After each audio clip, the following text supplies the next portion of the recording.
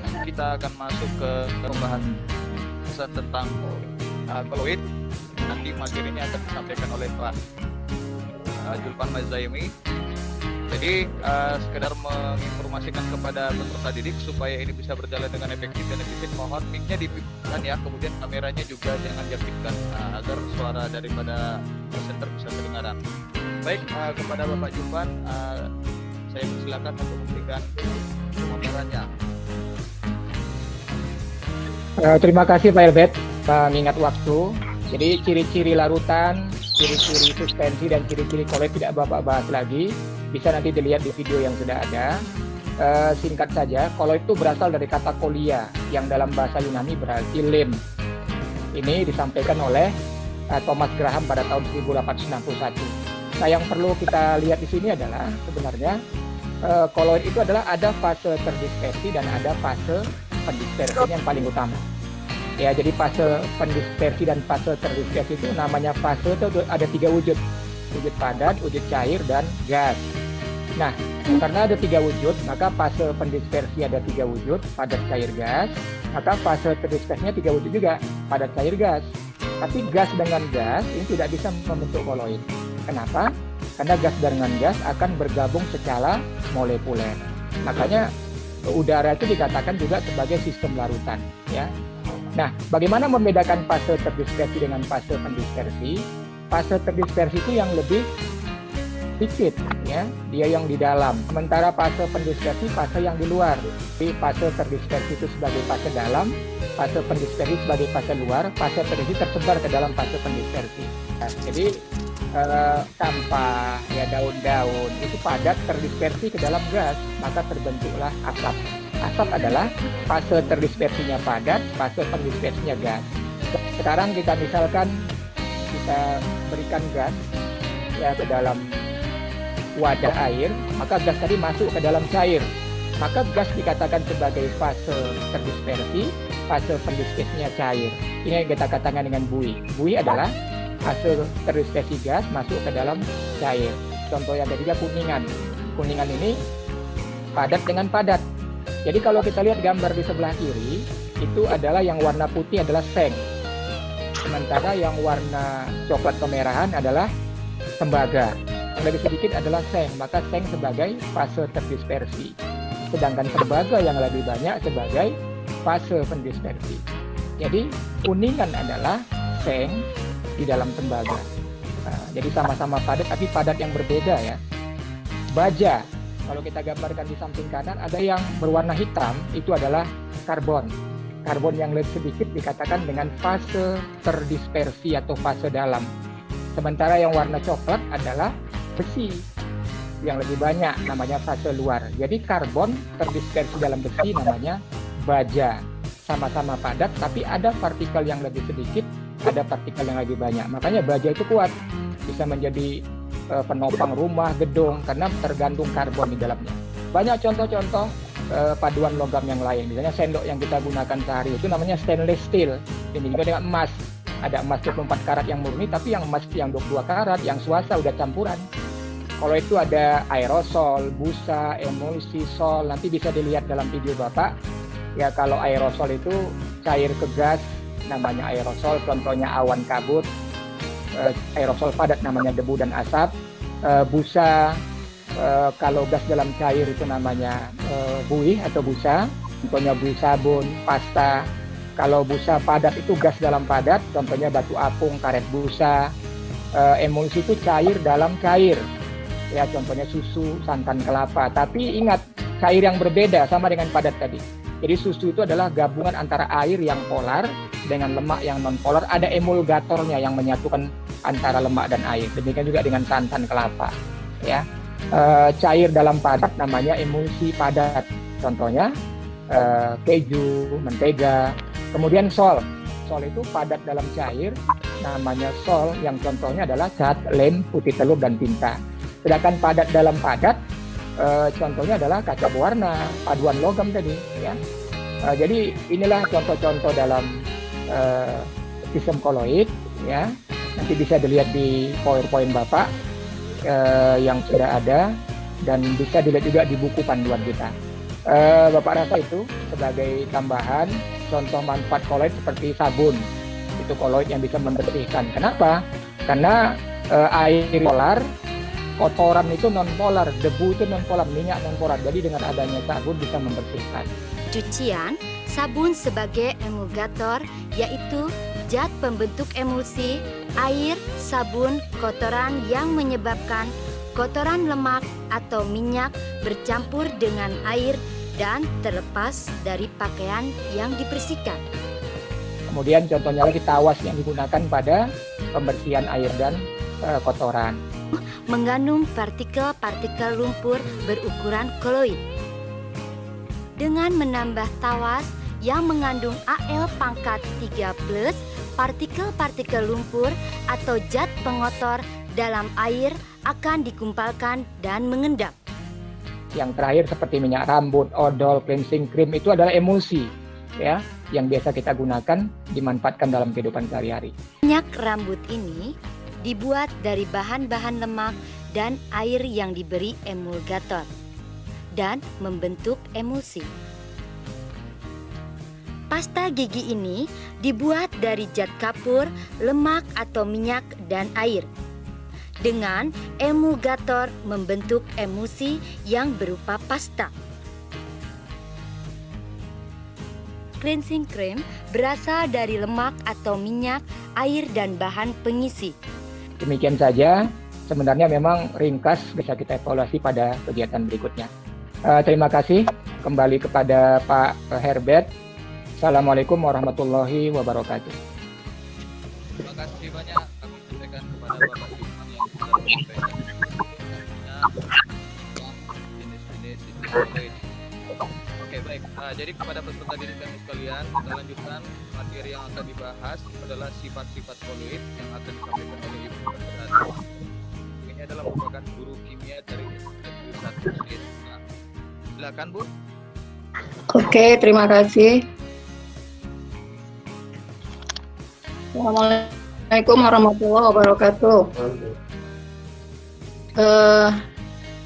Langsung aja, sepertinya kalau sifat-sifat koloid saya rasa siswa juga udah bisa membaca dan melihat video yang yang sudah di-share oleh Pak Zulfan. Kalau sifat-sifat koloid itu apa saja yang kalian tahu?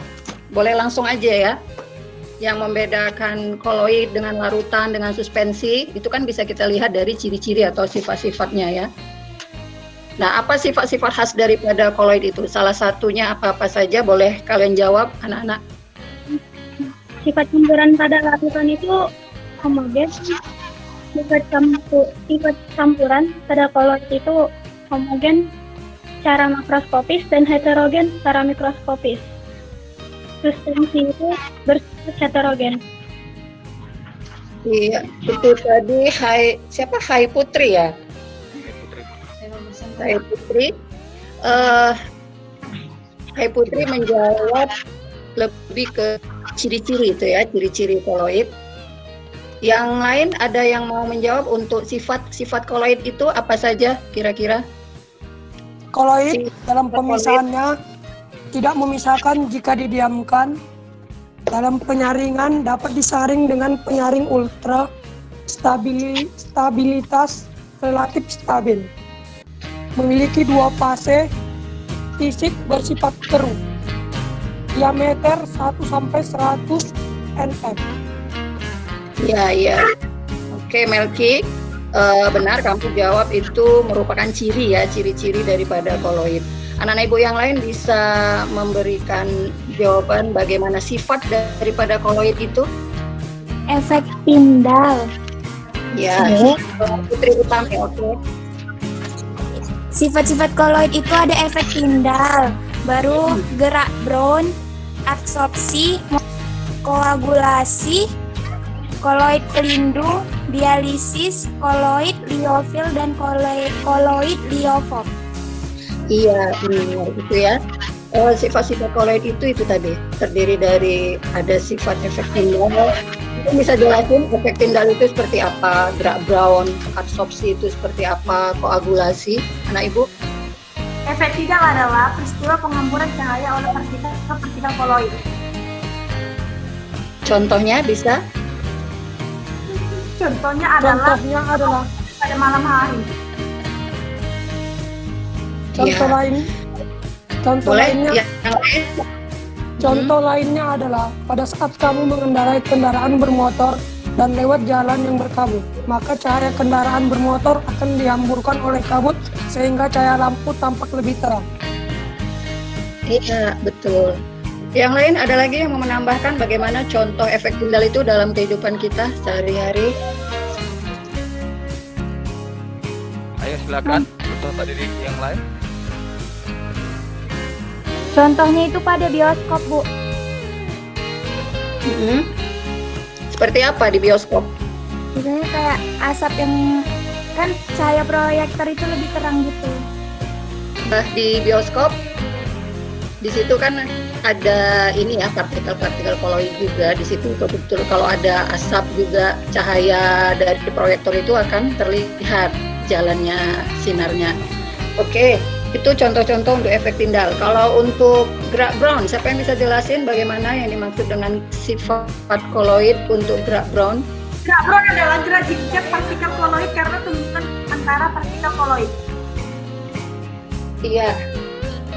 Ada lagi yang lain yang mau memberikan jawaban selain Ruth Novita? Gerak Brown terjadi karena adanya tumbukan antara molekul partikel pendispersi terhadap partikel koloid.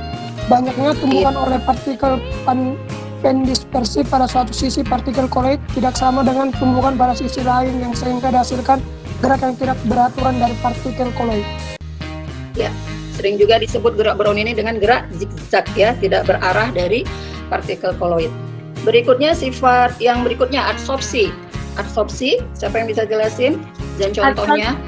Adsorpsi adalah proses penyerapan partikel bermuatan oleh koloid pada permukaannya, sehingga koloid juga memiliki muatan.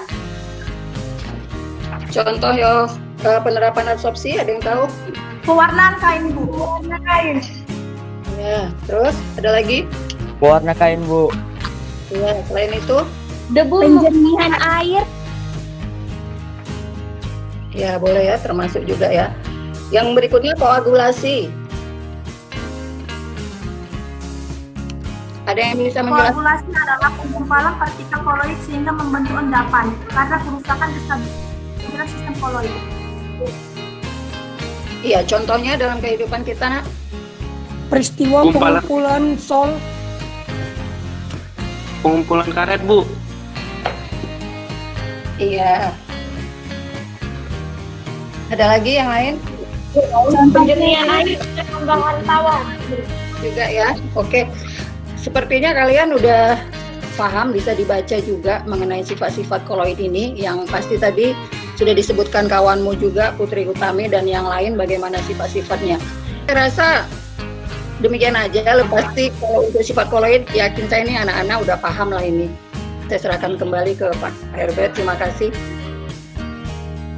Oke, baik kepada anak didik kami sekalian. Ya, maka kita langsung aja masuk ke pemaparan yang disampaikan oleh Ibu Irma. Oke, baik. Jadi kami persilakan kepada Ibu Irma Sari untuk menyampaikan. Silakan, Bu. Bu Irma. Assalamualaikum warahmatullahi wabarakatuh. Saya dari SMA Negeri 1 Rantau Selatan. Saya akan membawakan pembuatan sistem koloid. Sebelumnya kita mengadakan quiz dulu ya, anak-anak sekalian. Buka Socrative Student-nya untuk mengingat sejauh mana pemahaman kalian tentang pembuatan sistem koloid. Untuk soal pertama, pembuatan sol agar-agar termasuk cara hidrolisis, benar atau salah? Ayo, silakan kepada siswa-siswi kita. Ternyata Ibu lihat 100% dinyatakan benar ya, true. Yang lainnya, silakan. Ya, 100% sudah menyatakan benar. Oke. Ternyata jawabannya salah ya anak-anak. Jadi agar-agar bukan termasuk pembuatan secara hidrolisis. Yang kedua, cara Yang kedua, cara kondensasi mengubah partikel larutan menjadi partikel koloid. Jawab true atau false.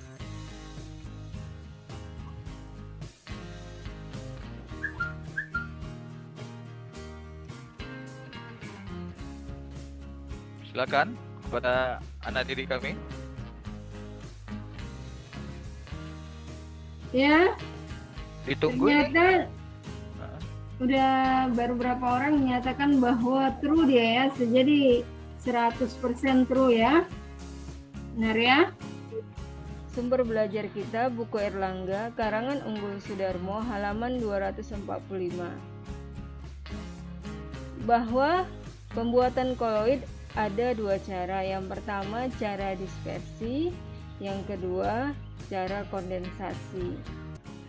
Untuk lebih jelas kembali, kita perhatikan cara dispersi adalah merubah partikel-partikel besar menjadi partikel-partikel koloid yang ukurannya partikel-partikel suspensi yang ukurannya lebih besar dari 100 nanometer menjadi ukuran partikel-partikel koloid yang ukurannya 1 sampai 100 nanometer. Yang pertama adalah cara mekanik. Contohnya adalah pembuatan solblera. Yang kedua adalah cara papisasi, pemecahan. Yang ketiga adalah cara busur bedik. Ini adalah pembuatan sologam. Cara yang kedua adalah cara kondensasi. Cara kondensasi bertujuan untuk mengubah partikel larutan sejati menjadi partikel-partikel berukuran koloid. Jadi partikel-partikel larutan yang berukuran lebih kecil dari 1 nanometer diperbesar menjadi ukuran-ukuran partikel koloid yang berukuran 1 sampai dengan 100 nanometer. Jadi, cara kondensasi adalah mengubah partikel-partikel larutan sejati menjadi partikel-partikel yang berukuran koloid. Cara yang pertama adalah reaksi hidrolisis. Hidro adalah air, lisis adalah penguraian. Jadi reaksi hidrolisis adalah reaksi penguraian oleh air. Misalnya adalah Sol FeOH 3 kali. Yang kedua adalah emulsi minyak dengan air. Kita ketahui minyak bersifat nonpolar, sedangkan air bersifat polar, sehingga minyak dan air tidak bisa bersatu. Tapi jika kita tetesi sabun, di mana sabun yang memiliki dua sisi, ada sisi polar dan sisi nonpolar, di mana sisi polar akan mengikat air, sisi nonpolar akan mengikat minyak, sehingga minyak dengan air bisa bersatu dengan ditetesinya sabun. Yang ketiga, cara reaksi redoks. Ini adalah pembuatan sol emas. Yang keempat adalah penggantian pelarut. Misalnya kalsium asetat mudah larut dalam air, tetapi sukar larut dalam alkohol. Oleh karena itu, kalsium asetat dilarutkan dulu ke dalam air, baru dicampur ke dalam alkohol sehingga terbentuklah gel. Pembuatan gel kalsium asetat semi padat dari larutan jenuh CH3,2Ca dicampur dengan pelarut alkohol yang menggantikan pelarut air.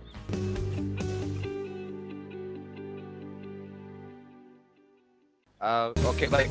Jadi kepada Ibu yang sudah menyampaikan materi tentang koloid tadi, ataupun kepada Ibu Bapak Guru yang lain yang saya rasa bisalah menyampaikan kesimpulan akhir daripada pertemuan daring kita ini.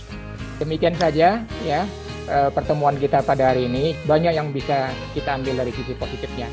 Bapak mewakili seluruh guru-guru, harap kita saling memahami atas keterbatasan yang ada. Mudah-mudahan pembelajaran ini bisa kita tingkatkan pada kegiatan yang berikutnya.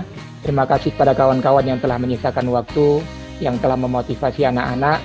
Mudah-mudahan kita bisa buat kegiatan yang lebih baik lagi. Kembali kepada Pak Herbert. Assalamualaikum warahmatullahi wabarakatuh dan selamat sore. Terima kasih Bapak Julpan sudah memberikan kesimpulan dan menutup pertemuan dari kita ini. Selanjutnya kami dan saya mewakili host mengucapkan terima kasih kepada seluruh peserta didik yang sudah bergabung di kegiatan dari Semoga ini ada manfaat yang kita adik-adik dapatkan dan bisa menjadi modal untuk menggapai masa depan. Sekian dan terima kasih. Salam dari kami selaku Bapak Ibu Guru kepada adik-adik sekalian.